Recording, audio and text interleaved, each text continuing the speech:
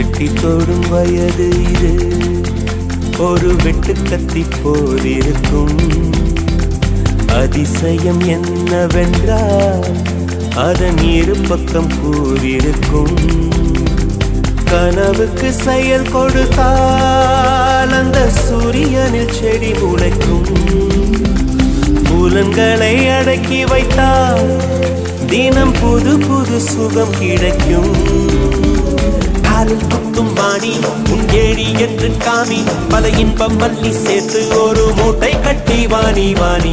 பழ பழக்கிற பகலானி, பட படக்கிற அகலானி, அனல் அடிக்கிற துகுலானி, நகலின் நகலானி. மழை அடிக்கிற முகிலானி, திணற அடிக்கிற திகிலானி, மணம் மணக்கிற அகிலானி, முள்ளா மலராணி.